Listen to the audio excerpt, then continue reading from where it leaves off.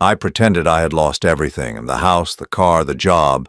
I wanted to test my family. My wife said, I wasn't born to live on scraps. My son refused to help. My wife is ashamed of you. I slept on the street that night, but when a homeless boy offered me a bowl of bone soup, I felt something. The next day, I decided to do something that would change everything. I'm glad to have you here. Follow my story until the end and comment the city you're watching from so I can see how far my story has reached. My name is Harold, and at 64 years old, I made a decision that would either destroy my family or reveal who they truly were.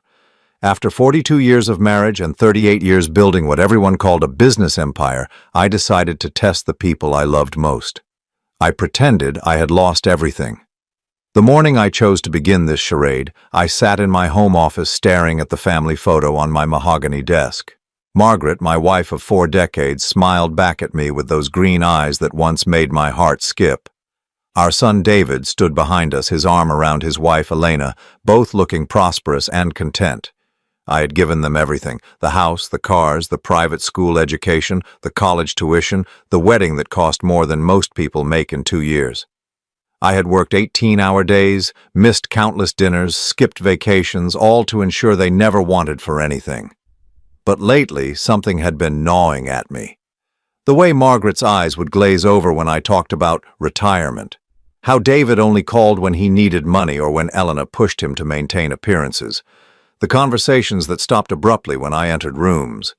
The feeling that I had become nothing more than a walking bank account to the people who were supposed to love me unconditionally. So I crafted my lie carefully.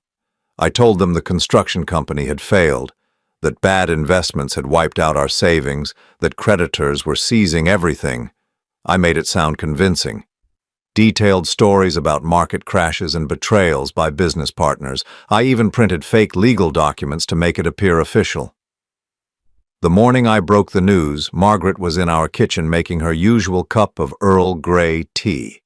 She wore her silk robe, the expensive one I had bought her for our last anniversary. Her perfectly manicured nails tapped against the marble countertop as I spoke. "Margaret, we need to talk," I said, my voice deliberately shaky. "I've been trying to figure out how to tell you this, but there's no easy way. We've lost everything." She set her teacup down with a sharp clink. "What do you mean, lost everything?" I launched into my rehearsed explanation, watching her face carefully. At first there was shock, then confusion, but what followed made my stomach drop. Her expression didn't soften into concern for me or for us. Instead, her lips pressed into a thin line of irritation. "How could you let this happen, Harold?"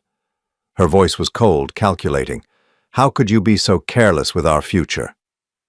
Not our future together. Our future, as if mine no longer mattered. "The bank is foreclosing on the house next week," I continued, my heart pounding as I delivered each fabricated detail. "We'll have to move out. I don't know where we'll go." Margaret stood up abruptly, her chair scraping against the tile floor. She paced to the window overlooking our perfectly manicured garden, the one she had spent thousands of dollars landscaping just last spring. "I wasn't born to live on scraps, Harold," she said without turning around. "I won't do it. I simply won't." The words hit me like a physical blow. Not, "We'll figure this out together," or "money doesn't matter as long as we have each other." Just a flat refusal to stand by me when times got tough. "What are you saying?" I asked, though I was beginning to understand exactly what she meant. She turned to face me, her expression eerily calm. "I'm saying that I need to think about my options. I have friends, Harold. People who can help me maintain a certain standard of living." The conversation with David went even worse. I called him that afternoon, asking if we could meet for lunch. He agreed reluctantly, claiming he was busy with work. We met at the diner where I used to take him as a child, back when a $5 meal felt like a special treat to him.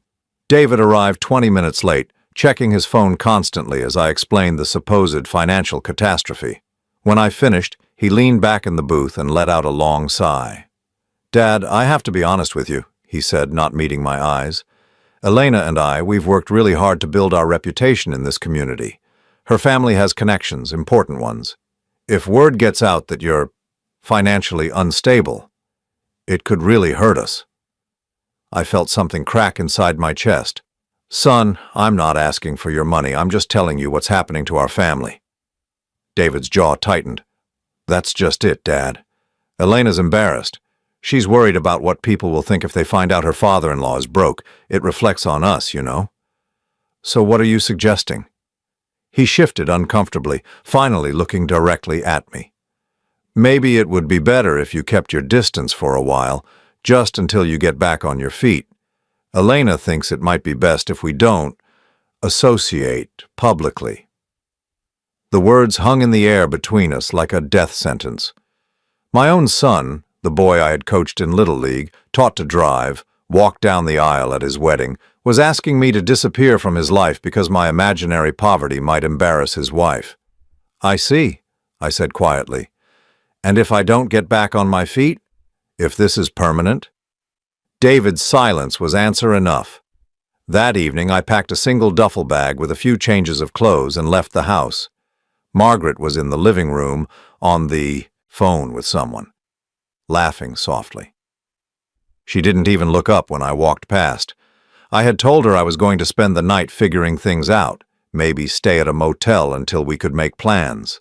She had simply nodded and waved me away like I was a minor inconvenience. I drove to the poorest part of town, parked my car several blocks away where it wouldn't be recognized, and walked to a homeless shelter I had donated to for years but never actually visited. The irony wasn't lost on me. I had written checks to help strangers, but my own family wouldn't offer me so much as a couch to sleep on.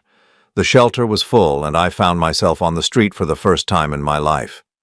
I sat on a bench in a small park, my duffel bag clutched against my chest, and tried to process what had just happened. In the span of 12 hours, the two people I loved most in the world had essentially told me I was no longer welcome in their lives. The night air was cold, and I pulled my jacket tighter around me. A few feet away, a shopping cart rattled as an elderly woman pushed it slowly past, all her worldly possessions contained within its rusty frame. I wondered if this was my future now. Not because I was actually poor, but because the people who were supposed to catch me when I fell had instead stepped aside and let me hit the ground. As I sat there in the darkness, listening to the distant sounds of traffic and trying to understand how my life had unraveled so quickly, one thought kept returning to haunt me. Maybe I had never really known my family at all. The second night on the streets taught me more about human nature than 40 years in business ever had. I woke up on that park bench with my back screaming and my dignity in tatters, but something else had awakened in me too. A clarity I hadn't expected. I spent the morning walking through parts of the city I had driven past countless times but never really seen. The unemployment office, the food bank, the community center where people lined up for free meals. These weren't just statistics anymore. These were real people with real stories, and I was now one of them. At least in appearance. It was around noon when I met Tommy. I was sitting outside a convenience store trying to figure out my next move when this kid approached me. He couldn't have been more than 12 years old, wearing clothes that had seen better days and shoes with holes that let the cold seep through. His dark hair was uncombed and he had that look, the one kids get when they've had to grow up too fast. "Hey, mister," he said, his voice cautious but not unkind. "You look hungry." I was about to tell him I was fine, that I didn't need charity from a child, but something in his eyes stopped me. This kid understood hunger in a way I was only beginning to comprehend. "I'm okay, son," I said instead, "but thank you." Tommy studied me for a moment, then reached into a small backpack that looked like it had been rescued from a dumpster. He pulled out a thermos and a plastic spoon. "My mom used to make bone soup," he said, unscrewing the lid. "Before she got sick. I learned how to make it myself. It's not much, but it fills you up." The smell that rose from that thermos was unlike anything I had ever experienced. Not because it was particularly appetizing, it was thin and watery, but because it represented something I had forgotten existed. Pure, uncomplicated kindness. "I can't take your food," I protested. Tommy shrugged. "I got enough for both of us, Besides, my grandma always said food tastes better when you share it. We sat there on the sidewalk, passing that thermos back and forth like it was the finest meal money could buy. Tommy told me his story between sips. His mother had died of cancer 2 years ago. His father had never been in the picture. He had been bouncing between relatives who didn't want him and foster homes that were overcrowded and underfunded. "Most people look right through you when you're like this," he said, gesturing to his worn clothes. "Like you're invisible or something, but you see everything they don't want you to see." His words hit me harder than I expected. Here was this child who had every reason to be bitter and angry, sharing his only meal with a stranger. Meanwhile, my own family, people who had never known real hardship, had turned their backs on me the moment things got difficult. While Tommy and I shared that simple soup, I decided to check in on my family. Not to crawl back begging, but to see how they were handling my absence. What I discovered made my blood run cold. I drove past my house, our house, and saw Margaret's car in the driveway alongside one I didn't recognize. A black BMW with expensive rims. I parked down the street and watched as a man I had never seen before emerged from my front door. He was younger than me, well-dressed, confident. He kissed Margaret goodbye like he belonged there. The shock of it nearly made me sick. This wasn't a new development. The way they moved together, the casual intimacy. This had been going on for a while. Maybe years. I followed the BMW to an upscale coffee shop downtown and observed from my car as this stranger met with other people, conducting what looked like business meetings. Eventually, I worked up the courage to go inside and ask the barista about him. "Oh, that's Robert Mitchell," she said cheerfully. "He's a regular, real estate developer, I think, always talking about big deals and new projects." Robert Mitchell. The name rang a bell, but I couldn't place it immediately. Then it hit me. He was the developer who had tried to buy out several of my construction sites over the years. I had always refused his offers, considering them lowball attempts. Now he was in my house, kissing my wife. The revelation about Margaret was devastating enough, but what I discovered about David was even worse. I drove to his office building and waited in the parking garage until he came out for lunch. Instead of going to a restaurant, he went to a casino on the outskirts of town. I followed him inside, staying far enough back to avoid detection. What I saw made my heart sink. David wasn't there for a casual meal or entertainment. He was at the poker tables, and from the desperate look on his face and the stack of chips in front of him, this wasn't his first visit. I watched for over an hour as he lost hand after hand, his frustration growing with each failed bet. When he finally left, I heard him on the phone with someone. "I know I'm behind on payments," he was saying, his voice strained, "but I can get the money. My dad's got assets we can liquidate. Just give me another week." My dad's assets. He was gambling with money he thought he would inherit, money he assumed would always be there to bail him out of his mistakes. That evening, I returned to the park where I had met Tommy. He was there again, setting up what looked like a makeshift camp behind some bushes. When he saw me, his face lit up. "Hey, soup guy," he called out. "How'd your day go?" I sat down beside him, feeling older than my 64 years. "I learned some things about my family today, things I wish I hadn't." Tommy nodded knowingly. "Yeah, families can be weird. Sometimes the people who are supposed to love you the most are the ones who hurt you the worst." "Is that what happened to you?" He was quiet for a moment, arranging his few possessions in his small space. "My uncle told me he'd take care of me after Mom died, but really he just wanted the Social Security money. When that ran out, he said I was too much trouble and dropped me off at a group home. Said it was temporary, but that was 8 months ago." I felt my chest tighten. Here was this child, abandoned by adults who should have protected him, and yet he had more compassion in his little finger than my entire family had shown me in decades. "Tommy," I said carefully, "what if someone wanted to help you? Really help you, not just for money or because they had to?"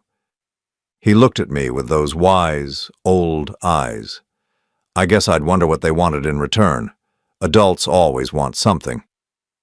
His honesty was like a mirror reflecting all the transactional relationships I had built over the years. Even with my own family, everything had become about what I could provide, not who I was as a person. As we settled in for another night under the stars, I made a decision. Tomorrow I would begin gathering evidence about what Margaret and David were really up to. Not because I wanted to hurt them, but because I needed to understand the full scope of their betrayal, because something told me that what I had discovered today was just the beginning. The third day of my supposed downfall brought revelations that shattered everything I thought I knew about the people I had spent my life loving and protecting. What started as a test of their loyalty had become an excavation of lies. That ran deeper than I could have imagined. I woke up in the park with Tommy beside me, the kid having insisted we stick together for safety. As he shared another simple breakfast with me, crackers he had gotten from a food bank, I realized I needed to dig deeper into what Margaret and David were really doing. The glimpses I had caught the day before felt like just the tip of an iceberg. "I need to go take care of some business today," I told Tommy as we packed up our makeshift camp. "Will you be okay on your own?" He gave me that wise look again, the one that seemed too old for his 12-year-old face. "You're not really homeless, are you?" The question caught me off guard. "What makes you say that?" "Your hands," he said simply. "They're soft, and your teeth are too clean. Plus, you don't smell like someone who's been on the streets for months." I stared at him, realizing that this child had more street smarts than I had given him credit for. There was no point in lying to him. "You're right," I admitted. "I'm trying to figure out if my family really loves me, or if they just love what I can give them." Tommy nodded, as if this made perfect sense. "Adults do weird tests sometimes. My mom used to say that people show you who they really are when they think nobody's watching." His mother had been wiser than she knew. I spent the morning following Robert Mitchell, the man I had seen leaving my house. It wasn't difficult. His BMW stood out and his routine seemed predictable. He went to a high-end gym, then to an office building downtown where he apparently ran his real estate development company. But it was his lunch meeting that provided the breakthrough I wasn't prepared for. I watched from across the restaurant as Robert sat down with Margaret. Not a chance encounter. This was clearly planned. They ordered wine, held hands across the table, and spoke in the intimate way of people who had been together for a long time. At one point, Margaret pulled out what looked like house keys and slid them across the table to him. My house keys. I felt sick to my stomach as the implications hit me. This wasn't just an affair. Margaret was giving him access to everything I owned. But why would she need to do that unless... The answer came to me like a punch to the gut. Unless they were planning to take it all. I followed Margaret after lunch, staying several cars back as she drove not to our house, but to a luxury apartment complex across town. She used a key card to enter the parking garage, clearly familiar with the place. This wasn't a casual visit. She had been living a double life. The apartment directory in the lobby listed R. Mitchell in Unit 1207. Margaret had been maintaining a second residence with her lover while I worked myself to exhaustion to maintain the lifestyle she claimed to need. But the real shock came when I checked the apartment's lease information through a contact I still had at the property management company. The lease had been signed 8 years ago. 8 years. Margaret had been planning her exit from our marriage for nearly a decade, and I had been too blind to see it. That afternoon, I decided to investigate David's situation more thoroughly. If Margaret had been deceiving me for years, what had my son been hiding? I went to his office building and struck up conversations with people in the lobby, pretending to be a potential client looking for information about David's company. What I learned made my blood run cold. "Oh, David Hendricks," said a woman who worked for an accounting firm in the same building. "I heard his company's been having some serious cash flow problems. Word is, he owes money to some pretty dangerous people." Dangerous people? My son wasn't just gambling, he was in debt to loan sharks. I called an old friend who worked in banking and asked him to do some discreet checking on David's financial situation. What he told me a few hours later confirmed my worst fears. "Harold, I don't know what your son has gotten himself into, but his business accounts have been overdrawn repeatedly for the past 6 months. He's been taking cash advances on multiple credit cards, and from what I can see, most of that money has been going to casinos and offshore betting sites. How much are we talking about? I asked, dreading the answer. Conservative estimate? He's probably into debt for at least $200,000, maybe more. $200,000. Money he didn't have, borrowed against expectations of an inheritance he thought was guaranteed. But the conversation with my banker friend revealed something even more disturbing. Harold, there's something else you should know. Someone's been making inquiries about your business accounts and property holdings. Official inquiries with paperwork that suggests they might have legal standing to access that information. What kind of legal standing? The kind that comes with power of attorney or estate planning documents. Have you recently updated your will or given anyone financial authority over your assets? I hadn't.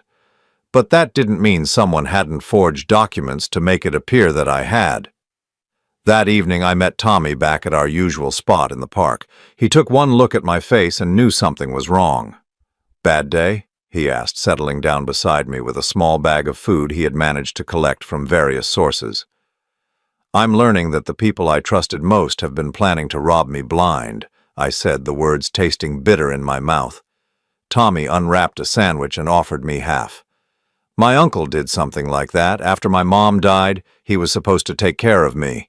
But really, he just wanted the survivor benefits and the money from selling Mom's stuff. When I figured it out and tried to tell the social worker, he said I was lying and making up stories because I was traumatized. What happened? He kept all the money and dumped me in foster care when the benefits ran out. But before he did, I heard him on the phone with his girlfriend, laughing about how easy it had been to fool everyone. I felt a surge of anger on Tommy's behalf, but also recognition. Margaret and David weren't just betraying me, they were laughing about it, confident that I would never discover their plans. Tommy, I said carefully, what would you say if I told you I might need some help gathering evidence against people who are trying to steal from me? His eyes lit up with understanding. I'd say that kids like me are basically invisible to adults. We see everything, but nobody thinks we're smart enough to understand what we're seeing. That night, as we prepared to sleep under the stars again, I began forming a plan. Margaret and David thought they were so clever, playing the long game while I remained oblivious, but they had made one crucial mistake. They had underestimated me. More importantly, they had never considered that I might have allies they couldn't see coming. The next morning, I would begin the most important investigation of my life. Not to build a case for business expansion or to negotiate a construction contract, but to uncover the full scope of my family's betrayal and figure out how to protect myself from the people who were supposed to love me most. But first, I needed to make sure Tommy understood what he was getting involved in, because something told me that what we discovered next would be far worse than anything I had imagined so far. What I discovered in the following days destroyed any remaining hope I had that my family's betrayal might have limits. Working with Tommy, who proved to be an invaluable ally in ways I never could have anticipated, I uncovered a conspiracy so methodical and cruel that it left me questioning everything I thought I knew about human nature. Tommy had been right about being invisible to adults. His youth and shabby appearance made him the perfect reconnaissance agent. While I fed him information about where to go and what to look for, he could observe and listen without raising suspicion. It was a partnership born of mutual abandonment, both of us cast aside by people who should have protected us.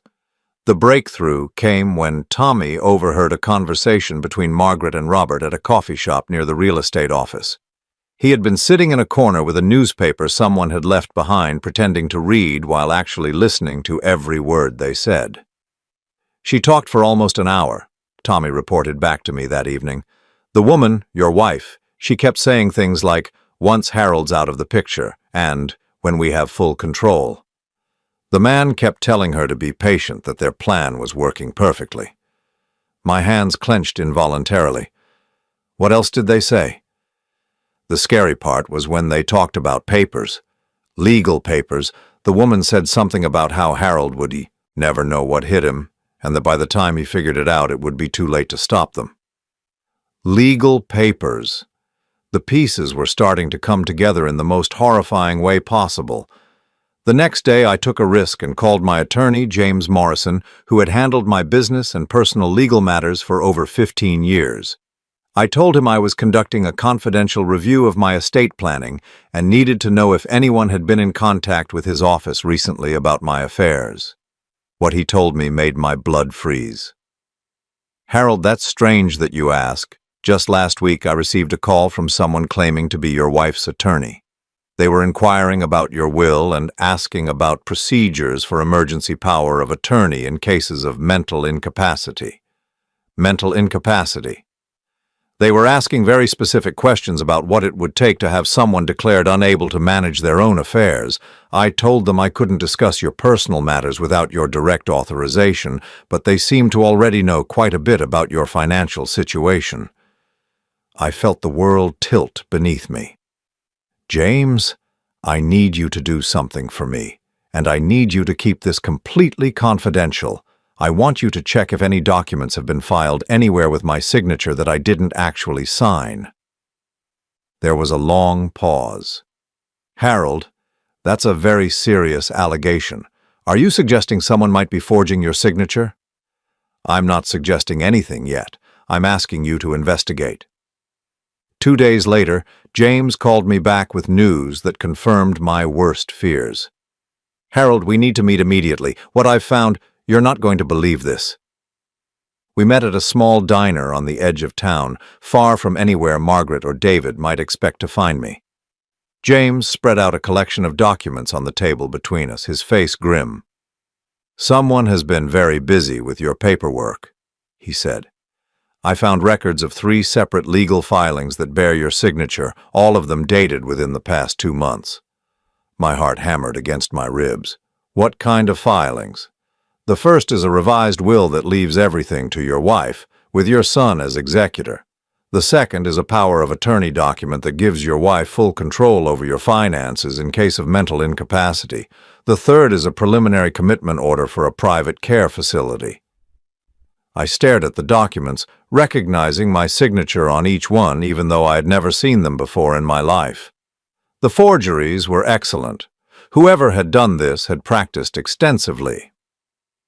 "The commitment order is the most concerning," James continued. "It's a preliminary filing that would allow for emergency psychiatric evaluation and potential involuntary commitment if certain criteria are met."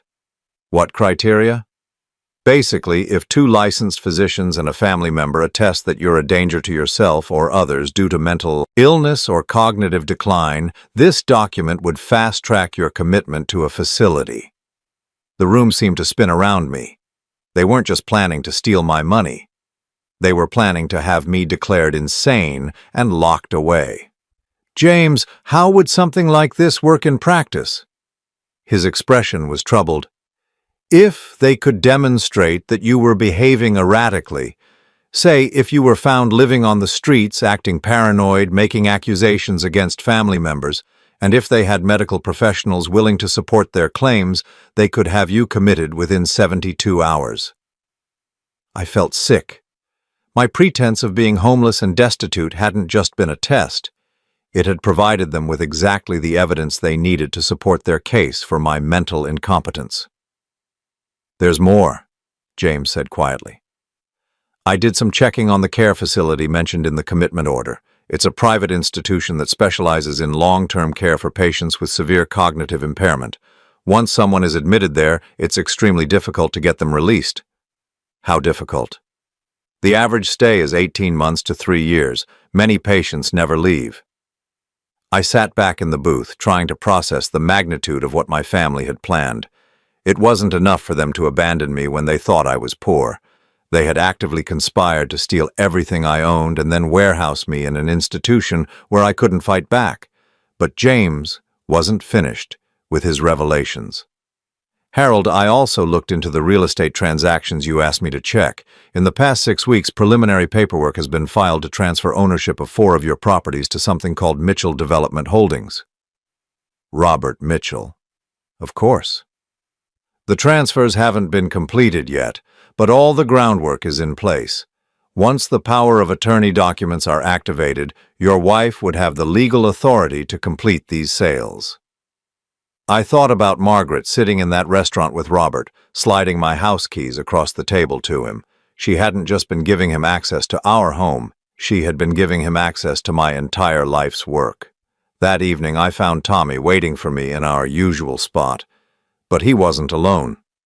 A girl who looked to be about his age sat beside him, thin and wary-eyed. "This is Sarah," Tommy said. "She's been staying at the shelter, but they're full up tonight. I told her you were okay." I nodded to the girl, who watched me with the same cautious intelligence I had learned to recognize in Tommy, another child abandoned by the adults who should have protected her. "Sarah heard something today that you need to know," Tommy continued. "Tell him what you heard at the hospital." Sarah's voice was quiet but clear. "I was in the emergency room today. Got hurt when some older kids threw rocks at me. While I was waiting, I heard two doctors talking about a patient they were expecting. They said someone had paid them to evaluate an older man for psychiatric commitment and that the evaluation was supposed to happen tomorrow." My blood turned to ice. "Did they mention a name?" "They said Harold something, and that his family was very concerned about his mental state." I closed my eyes, feeling the walls closing in around me. Tomorrow. They were planning to spring their trap tomorrow. "There's something else," Sarah continued. "They said the man's wife and son were coming in the morning to discuss the situation. They seemed to already know what the evaluation was going to conclude." I looked at Tommy and Sarah, these two children who had been discarded by society, but who had more loyalty and courage than my own flesh and blood. They had risked themselves to warn me about a danger I hadn't even seen coming. "Kids," I said carefully, "what I'm about to tell you might sound crazy, but I need you to trust me. Tomorrow we're going to do something that will change all of our lives forever."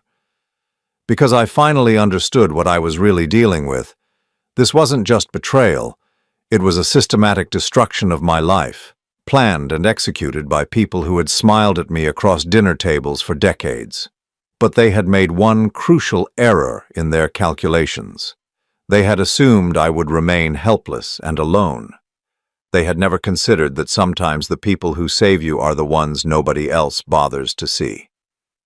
The night before my family planned to have me committed, I sat with Tommy and Sarah in an abandoned warehouse on the outskirts of town, finalizing a plan that would either save my life or destroy what remained of it.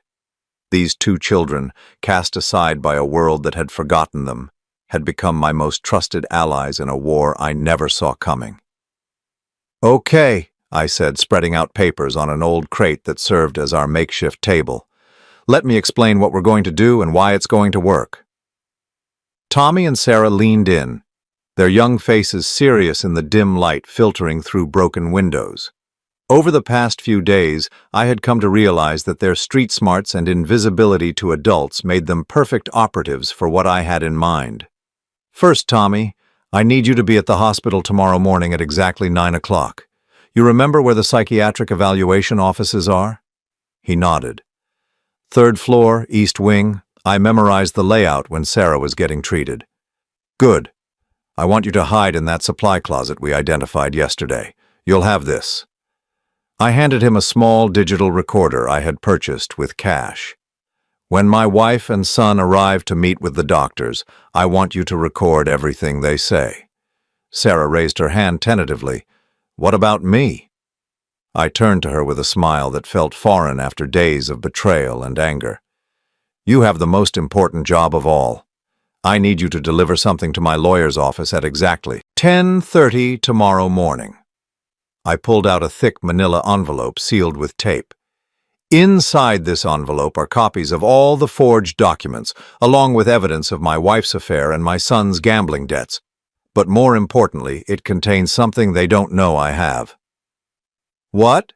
Tommy asked, his eyes bright with curiosity. "Proof that I'm not actually broke. Bank statements, property deeds, investment portfolios, everything showing that my financial collapse was completely fabricated. When my lawyer receives this, he'll understand that everything my family has told him about my mental state is a lie." But the envelope was just the beginning of my plan. Over the past week, while Margaret and David thought I was spiraling into helpless poverty, I had been methodically documenting their conspiracy and preparing my counterattack. The first step had been reactivating bank accounts they didn't know existed. Years ago, following advice from a paranoid but wealthy friend, I had established several offshore accounts and domestic trusts under different legal entities. Margaret and David knew about my primary business accounts and assets, but they had no idea about the backup systems I had put in place. "Here's what they don't understand," I explained to Tommy and Sarah. "They think they've been so clever, slowly positioning themselves to take everything I own. But they've only been looking at about 60% of my actual wealth." Tommy whistled softly. "So you're like, secretly rich." "More than that, I'm liquid. I can access cash and make transfers that they can't track or stop because they don't know those accounts exist."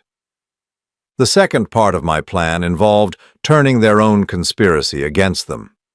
With James Morrison's help, I had been building a legal case that would expose not just their fraud, but their intention to commit what amounted to kidnapping and theft on a massive scale. "The beautiful thing about their plan," I continued, "is that they've documented everything. Every forged signature, every illegal transfer, every bribe they paid to those doctors. There's a paper trail for all of it." Sarah looked confused.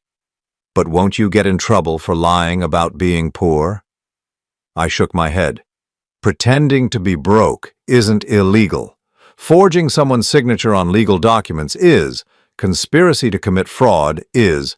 Bribing medical professionals to falsify psychiatric evaluations is. They've committed actual crimes while trying to steal from someone who was never actually in danger of losing anything."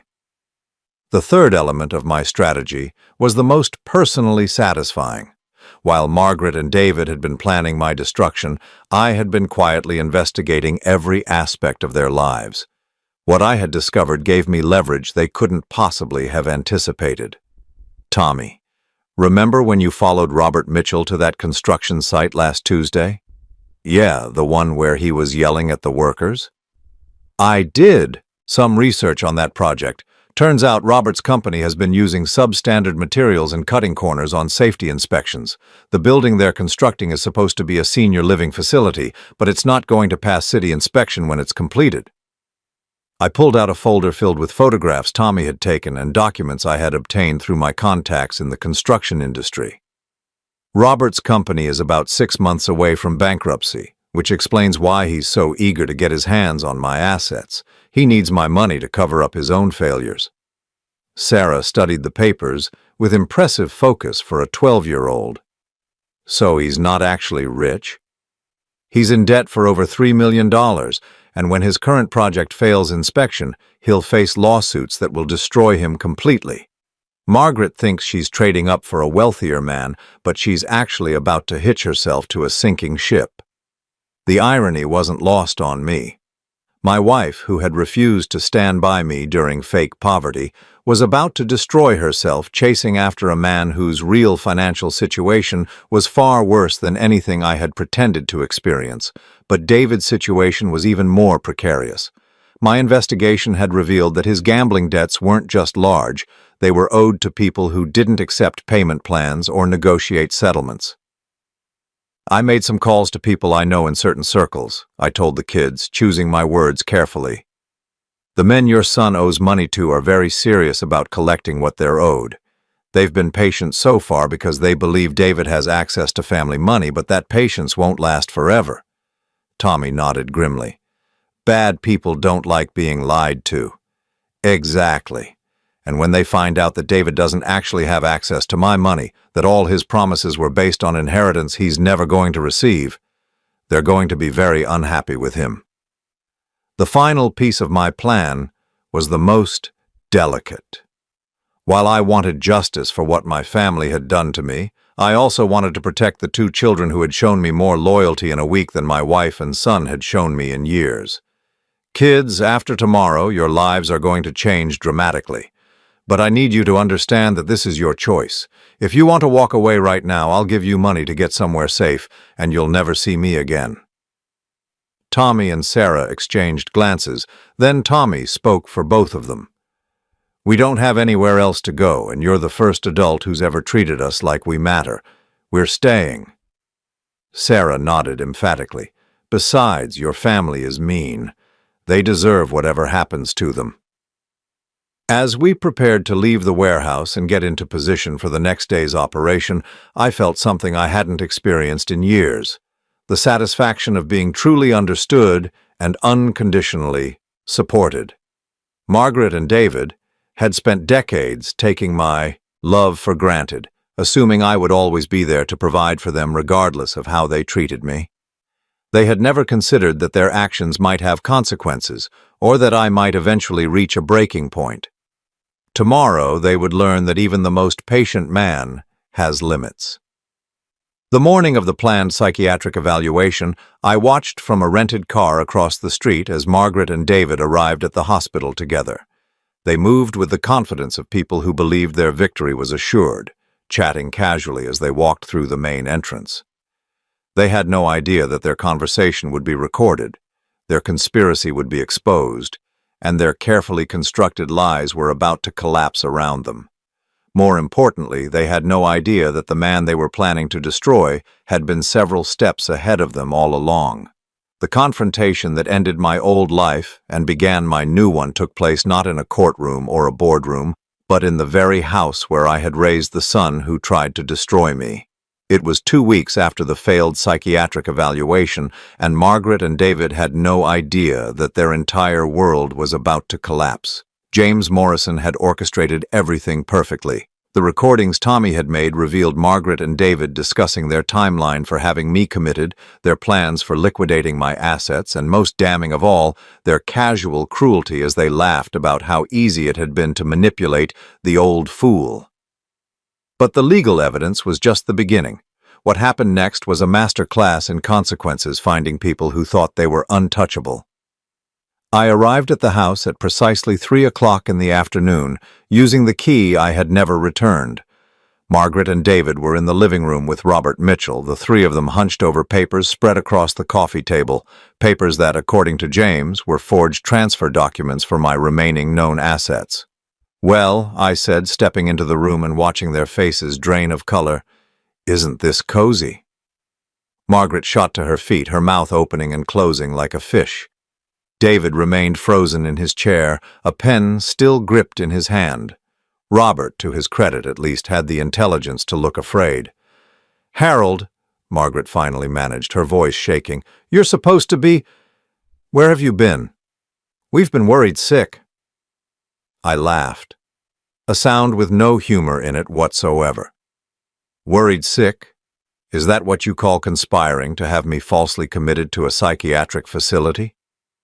The silence that followed was deafening. David slowly set the pen down, his hands visibly trembling. Robert shifted toward the door, but I held up a hand to stop him. "Please don't leave on my account, Robert. After all, you're a very important part of this conversation." I pulled out a thick folder and set it on the table, right on top of their forged documents. "This contains recordings of your conversations, copies of the forged legal papers, evidence of the bribes you paid to Dr. Williams and Dr. Peterson, and detailed documentation of Robert's financial situation." Robert's face went ashen. "You don't know what you're talking about." "Don't I? Mitchell Development Holdings is approximately $3,200,000 in debt. Your senior living facility project is using materials that won't pass inspection, and you've been falsifying safety reports for 8 months. When that building fails its final inspection next month, you'll face lawsuits that will bankrupt you completely."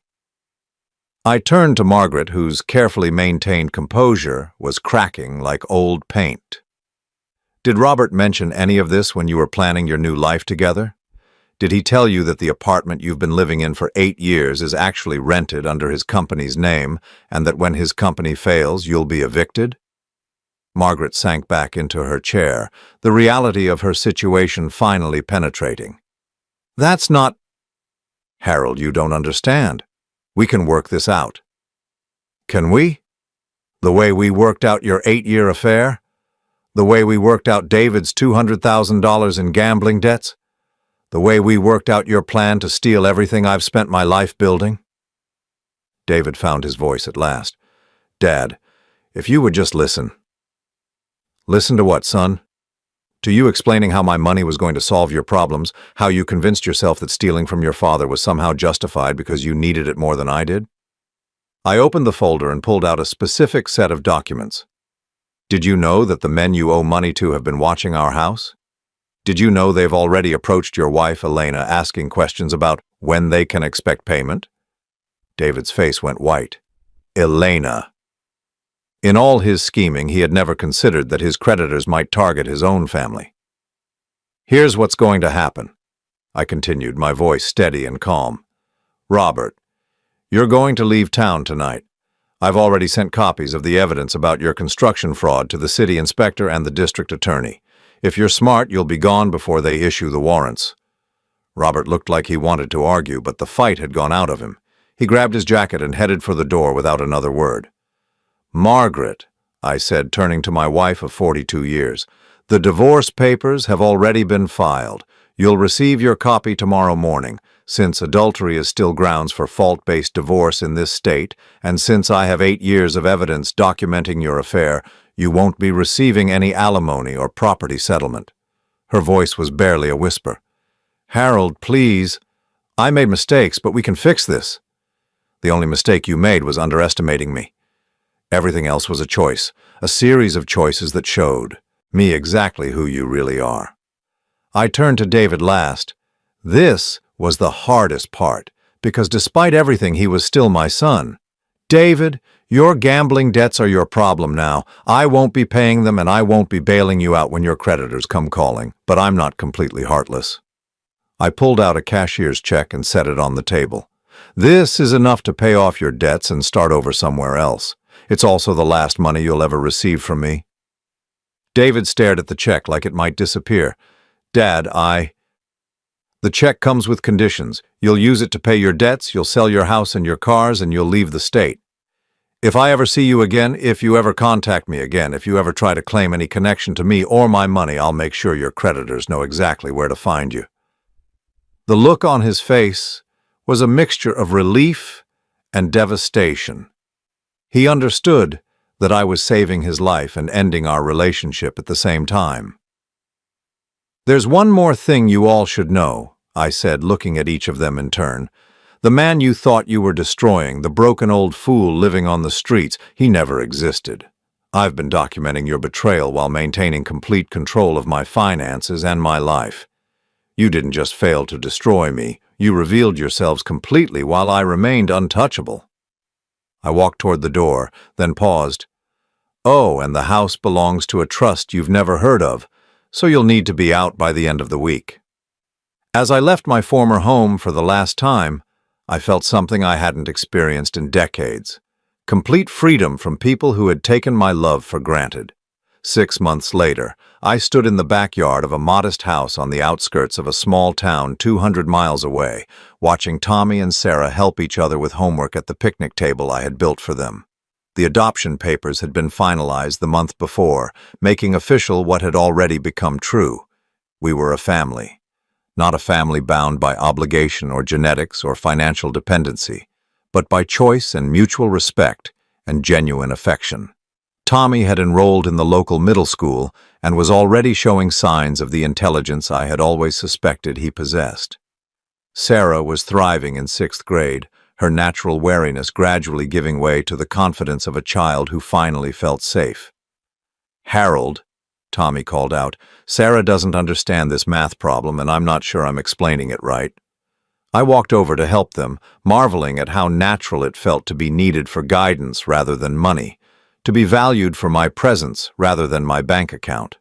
We never spoke about Margaret and David, but I knew through James Morrison that Margaret had indeed been evicted from Robert's apartment and was now living with her sister in another state. David had used the money I gave him to pay his debts and had moved to Oregon, where he was reportedly working construction and attending Gamblers Anonymous meetings. Robert Mitchell had disappeared entirely, leaving behind a trail of lawsuits and angry investors. As for me, I had discovered something remarkable. When you remove people from your life who only value what you can give them, you create space for relationships based on what you can share. That evening, as we sat around our dinner table, Tommy and Sarah chattering about their day at school, making plans for the weekend, arguing good-naturedly about what movie to watch, I realized that losing my family had been the best thing that ever happened to me. Because in losing them, I had finally found the love I had been searching for my entire life. Not the conditional, transactional love I had accepted for so many years, but the real thing. Messy and complicated and absolutely unconditional. Tommy looked up from his homework and caught me watching them with what must have been a ridiculously sentimental expression on my face. "What?" he asked, grinning. "Nothing," I said, ruffling his hair. "Just thinking about how lucky I am." And for the first time in 64 years, I truly meant it.